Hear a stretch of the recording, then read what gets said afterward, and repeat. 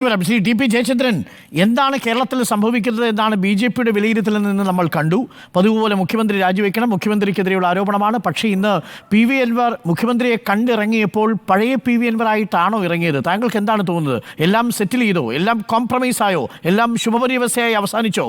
ഒന്നാം ഘട്ടം അവസാനിപ്പിക്കുന്നു, ഇനി രണ്ടാം ഘട്ടം ഉണ്ടാവില്ല, രണ്ടാം ഘട്ടം ഉണ്ടാകുമെന്ന സൂചനയാണ് നൽകിയതെങ്കിൽ ഇന്ന് പി വി അൻവർ മടങ്ങി വരുന്ന കാഴ്ച കാണുമ്പോൾ താങ്കൾക്ക് എന്താണ് തോന്നുന്നത് ശ്രീ ടി പി ജയചന്ദ്രൻ?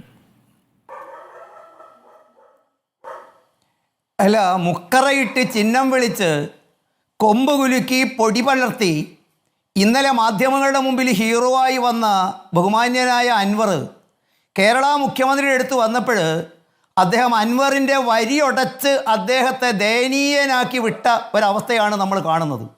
ഞാൻ കഴിഞ്ഞ ഒരു ചർച്ചയിൽ തന്നെ കൃത്യമായിട്ട് ഇത് പറഞ്ഞു ഡോക്ടർ അരുൺ. ഇതുപോലെ കൊമ്പ് കുലുക്കി വന്ന ഒരു ജലീലുണ്ടായിരുന്നു കേരളത്തിൽ. AR നഗർ ബാങ്കിൻ്റെ മുമ്പിൽ ഞാനിതാ ഗംഭീരമായി പ്രതികരിക്കുമെന്ന് പറഞ്ഞു അദ്ദേഹത്തെയും വരിയൊടച്ചു വിട്ടു. ഇന്ന് നമ്മൾ കാണുന്നത്, ഇന്നലത്തെ പ്രഖ്യാപനത്തോടുകൂടി നമുക്ക് ഒരു കാര്യം വ്യക്തമാണ്. ഗർഭാവസ്ഥയിൽ തന്നെ മൃത്യു അടഞ്ഞ ചാപിള്ളയായിപ്പോയൊരന്വേഷണം താങ്കൾ തന്നെ പറഞ്ഞു. ഞാൻ മനസ്സിലാക്കിയെടുത്തോ എൻ്റെ പരിമിതമായ അറിവ് വെച്ച് ഒരു സിവിൽ സർവീസ് ഉദ്യോഗസ്ഥൻ, ഒരു സർക്കാർ ഉദ്യോഗസ്ഥൻ ഒരു പൊളിറ്റിക്കൽ ലീഡർഷിപ്പിനോട് വഴിവിട്ട് മേലുദ്യോഗസ്ഥൻ്റെ അനുമതിയില്ലാതെ ഒരു അപ്പീൽ നടത്തിയാൽ, അദ്ദേഹത്തോട് സംസാരിച്ചാൽ, ഒരു ശുപാർശ നടത്തിയാൽ അത് ഗുരുതരമായ സിവിൽ ചട്ടലംഘനമാണ്, സർവീസ് ലംഘനമാണ്. ഇവിടെ നോക്കൂ, അദ്ദേഹത്തെ പേരിനൊന്ന് നിങ്ങൾ അങ്ങോട്ട് മാറി നിൽക്കൂ എന്ന് പറഞ്ഞ ഒരു ചെറിയ ഒരു സ്ഥലം മാറ്റം. ആർക്കെതിരെയാണോ മുഖ്യമന്ത്രി വീരവാദം മുഴക്കിയത് അദ്ദേഹം അതേ പദവിയിലിരുന്ന് താങ്കൾ പറഞ്ഞ മാതിരിയിൽ അദ്ദേഹത്തിൻ്റെ മുമ്പിൽ മുട്ടുപറച്ച് സെല്യൂട്ട് ചെയ്യേണ്ട കീഴുദ്യോഗസ്ഥൻ അദ്ദേഹത്തെക്കുറിച്ച് അഭിപ്രായം പറയുന്നു.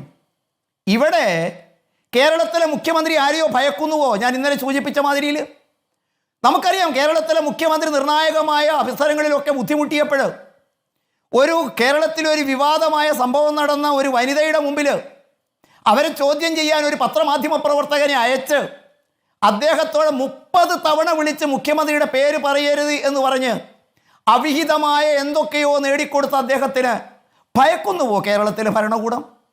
അദ്ദേഹത്തിൻ്റെ കൊമ്പുകുടുക്കലും ഒക്കെ ഇന്ന് അവസാനിച്ചുവോ? ഒരു കമ്മ്യൂണിസ്റ്റുകാരനാണെന്ന് നമ്മൾ പറയും. അദ്ദേഹം പറഞ്ഞത് എന്താ? ദൈവം മാത്രമേ എൻ്റെ കൂടെയുള്ളൂ. ഇതൊക്കെ അദ്ദേഹം പറയുന്നതിന് മുമ്പ് ഓർക്കേണ്ടതായിരുന്നില്ലേ?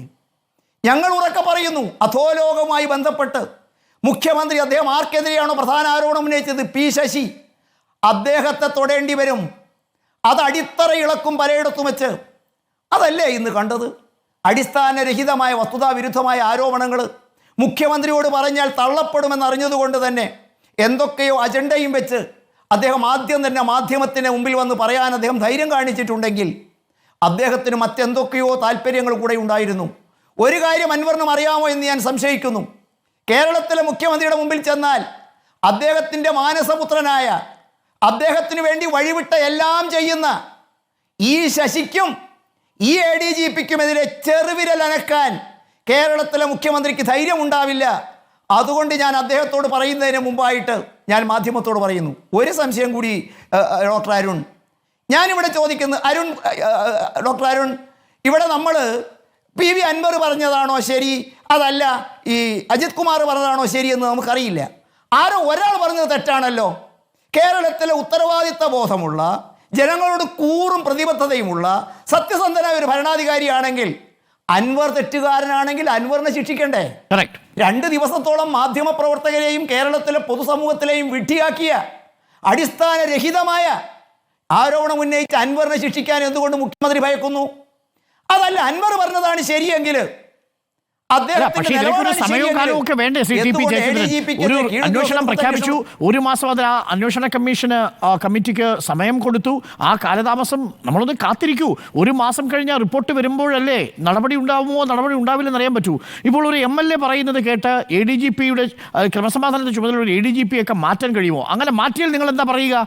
രാഷ്ട്രീയമായിട്ടുള്ള സമ്മർദ്ദം കാരണം ADGPയെ മാറ്റി എന്ന് ഇതേ ടി പി ജയചന്ദ്രൻ പറയില്ലേ?